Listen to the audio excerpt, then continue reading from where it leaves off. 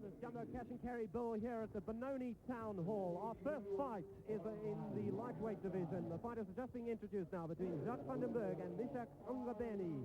With me this week again, Leonard Neal. Good evening, Leonard. Good evening, Nick. And here to start a program, I think is going to be a great little lightweight bout. But let's hear the ring announcer give you the names.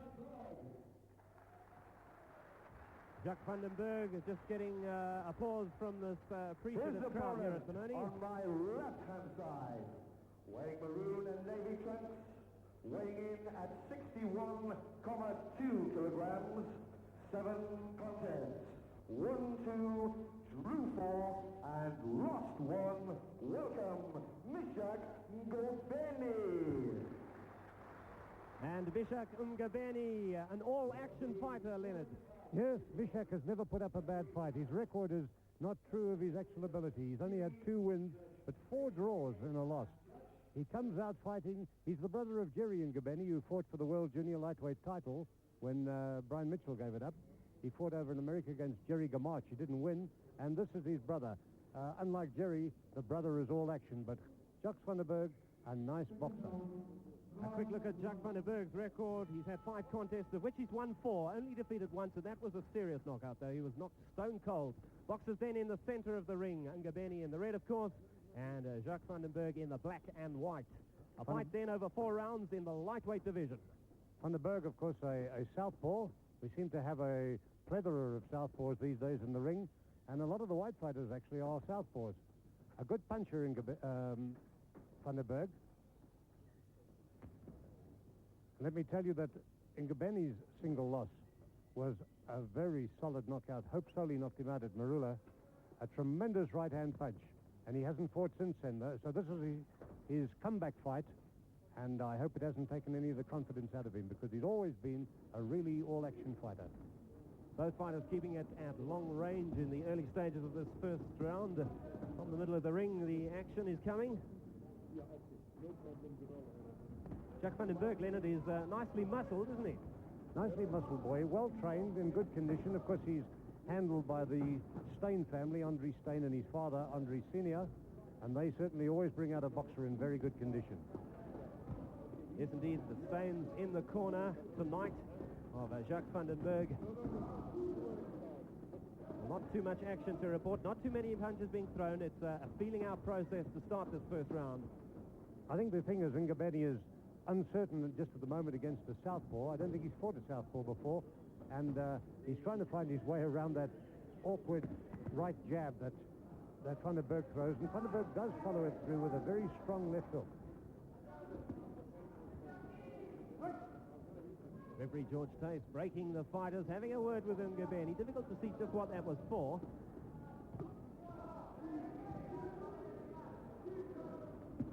Van den Berg with a good solid left to the body. Ngobeni, of course, comes from Witbank. He's in the same stable as Elias Ngobo, that fighter we saw on Sunday, scoring a very good win in the last fight on that bill. So their stable will be looking for another win here. But Ngobeni still trying to find his way, looking a little bit out of touch with everything just at the moment. His punching is not quite on the target, and Van den Berg is actually getting the better of it with snappier punching. Yes, it's Van den Berg who's controlling the action from the center of the ring at the moment. Very strong young fighter is Van den Berg, and he comes forward. Well, I believe he wants to try and go down to the junior lightweights, but I think he looks strong as a lightweight. Well, that's been ruled as a slip by referee George Tace.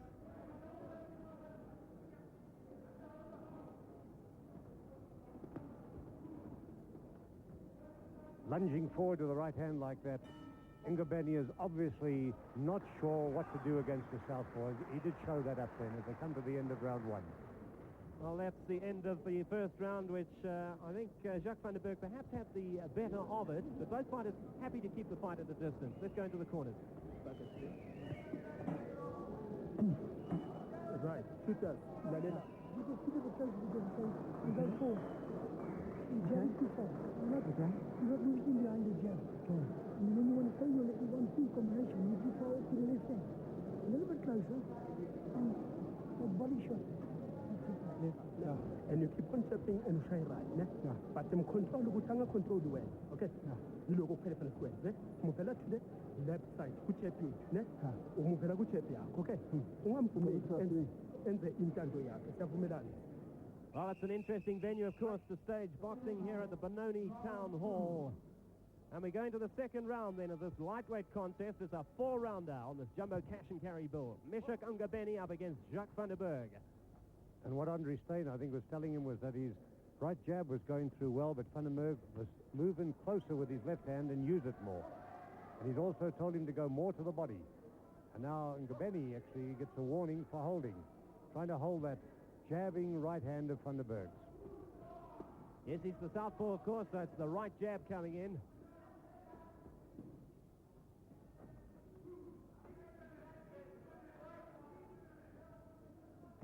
Ngobeni still having a bit of trouble fathoming out how to get round the awkward style. The first time against the southpaw is always a very difficult proposition to a young fighter. Yes, indeed, in sparring, probably in a gym, he's met a southpaw or two in his career, but it's a different thing in a real fight, and that was a good left lead there by Van der Berg. Ngobeni is leaving himself rather open to that left hook of Van der Berg's. I think that's what Andre Steyn spotted good right between hand the rounds. by Ngobeni, caught Van der Berg flush and could have stunned him, and another good right going in. Well, that's the punch for the man to throw against the southpaw, and he threw two good ones there. Yes, Van der Berg didn't pick that up at all. And now Ngobeni pressing the action. Landed two solid rights. Doesn't want to get careless, of course. A very shaken young man for a moment there, Van der Berg. He didn't look at all happy. He's taken another right over the top and not too sure of what's going on. Yes, indeed, he's been hurt very definitely, Leonard. Took the punch flush, stayed on his feet, but certainly felt the effects of that blow, and his head hasn't cleared yet. Ngobeni looking for another opening for the right hand, rather wild with it, but there it goes, a good right on the button, and down goes Van der Berg. Well, he beat Van der Berg to the punch. Van der Berg was throwing the jab, but before it found the mark, Ngobeni's right hand was through, and he's beaten the count. Well, Van der Berg is now really in trouble. He's got to fight his way out of this, and he's trying to. Give him due, he's really trying to come back into it, but he's badly shaken. And a couple more rights like that, and he could be in awful trouble. Yes, Ngobeni seems to be able to land the right at will. Strange to say, because he's not really aiming them, he's just swinging them, but they're getting home, and that's what counts.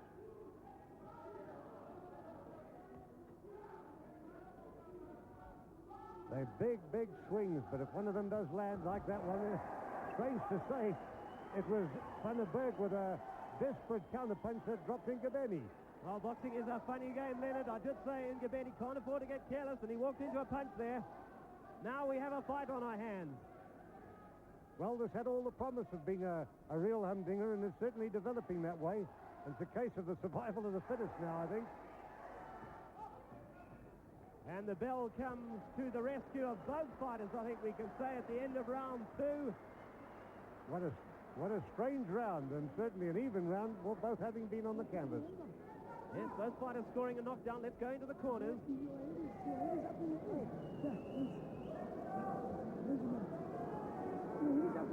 You're right. Well, here we go, Leonard, with one of the knockdowns, I'm sure. Which one, we'll have to find out. This is the first knockdown. There's Ngobeni, straight right hand in over the jab, and that landed flush, and down went Van der Berg. Managed to beat the count, though, and scored a knockdown of his own. And I think you see here how almost in desperation Van der Berg, well, that's the knockdown of Ngobeni, that almost in desperation threw the punch there that landed and down went Ngobeni. Yeah, because you could see in that exchange that Ngobeni landed a good left uppercut of his own, but it was Van der Berg's punch that put the other man down on the canvas. Round three. Oh, they both staggered. That's a good start to the round. They both landed and were both staggered there. Well, they must have new respect for each other. They both know that they can put each other down and possibly out.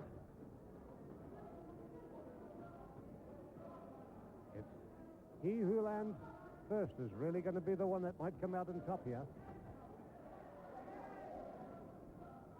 Van der Berg seems to have come back pretty strong. I thought he might be feeling the effects of that bit of a battering he took early in the last round, but he's come back quite strong. Now, I fancy the man that remembers his boxing skills in this situation, Leonard, may well come out on top. He's doing the dangerous thing of leaving himself open in his intentions, because he took a left jab from Ngobeni there that pushed his head right backwards. That's not a very good sign as far as Van der Berg's concerned. Does seem to have his gloves up a little higher. Does take a right hand from Ngobeni there. Ngobeni keeps his hands pretty low. Yes, he boxes with that type of style, but he's more of a swiper swinger than anything else. But he comes in and has a go all the time. Oh, and that was a left hand from Van der Berg, which caught his man. I think shook Ngobeni for the moment, but back comes Ngobeni. No quarter being given in this fight. Yes, it's only a 4-rounder, but you're certainly getting your money's worth here at the Benoni Town Hall.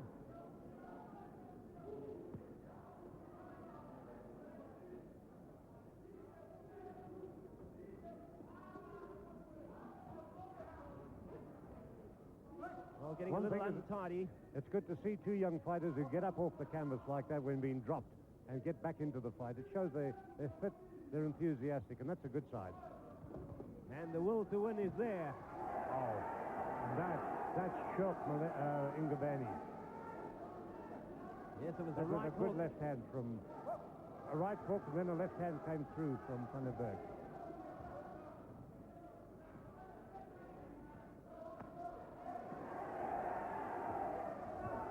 And now it's Van der Berg in the command of proceedings here. He caught Ngobeni with a couple of good shots to the head. Ngobeni holding on for dear life there. Getting a warning from the referee. Well deserves that warning. Well, Van der Berg. And there he goes.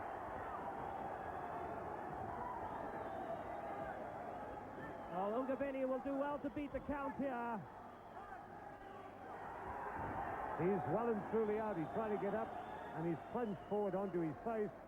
But I want to tell you, I think Van der Berg is a happy young man, because at that knockdown he was glad to drop back on the ropes. He was a desperately tired young chap. Yes, I think Van der Berg slightly the stronger fighter too, and his superior strength was starting to tell there towards the end of that round. He really manhandled Ngobeni back onto the ropes, and then the action returned to the center of the ring, and he caught Ngobeni with that big punch. They called the ring doctor into the ring to Ngobeni, who's flat out here, but Dr. Fleming seemed to be quite happy that he's okay. He's told him just to relax completely until he feels well and get up. But he's getting up now. He's okay. Well, here's a look at the knockdown, Leonard. Well, that was the left over the top. That didn't connect. Still waiting for the big punch, and that was a swing and miss. Oh, tremendous short right hand. Very good right hand. And as you say, Leonard, it was a short punch, a very effective punch. Showed the value of short punching. When you put your weight behind it, he had his whole shoulder behind that blow. It's rather a cutting downward shot, but he had his body and shoulder behind it, and that carried the weight.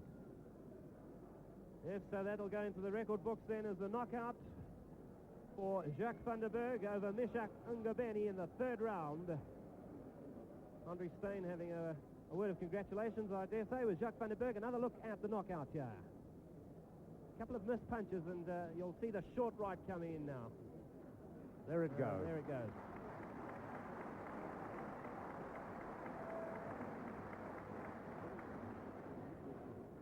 Well, it was a brave fight by Meshack Ngobeni. He got off the canvas, of course, in the second round, but was put down with a very solid punch and failed to beat the count.